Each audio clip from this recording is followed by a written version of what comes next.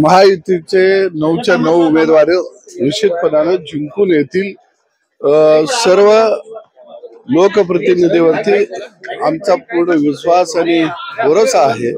महाराष्ट्राच्या विकासाला चालना देण्यासाठी महायुतीला साथ देण्याचा निर्णय राज्यातल्या बहुतांश आमदारांनी, आमच्या महायुतीचा तर घेतलेलाच आहे, पण बहुतांश आमदारांनी घेतलेला आहे आणि निश्चितपणाने विजय हा महायुतीचा असेल। पण घोडे बाजार खूप झालेला आहे आणि सदाभाऊंकडे आर्थिक ताकद कमी आहे, त्यामुळे सदाभाऊ पडतील अशी चर्चा आहे।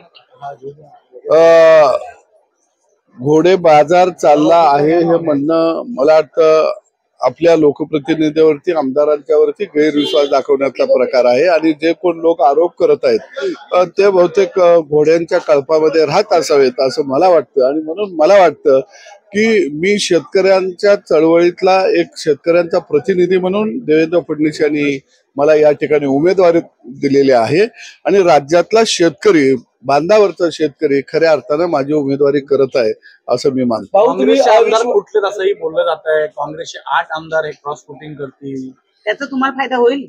लोकशाहीमध्ये भारतरत्न डॉक्टर बाबासाहेब आंबेडकरांनी प्रत्येकाला मताचा अधिकार दिलेला आहे आणि मला वाटतं प्रत्येक विवेकबुद्धीला स्मरून आपलं मतदान यावेळच्या निवडणुकीमध्ये होईल असं मला वाटतं। विश्वासाचा मुद्दा उपस्थित केलेला आहे, जर आमदारांवर विश्वास आहे तर मग आमदारांना एकत्र हॉटेलला का ठेवलं जातं? असं आहे की निवडणुकीच्या काळामध्ये सर्व एकत्रित आणणं, मतदानाच्या प्रक्रिया समजावून सांगणं या दृष्टीनुसार प्रत्येक पक्ष आपापली जबाबदारी किंवा दक्षता घेतो। काही ठरलं असेल कशा प्रकारचं कोटा प्रेफरन्स असणार आहे? 117 प्रथम क्रमांक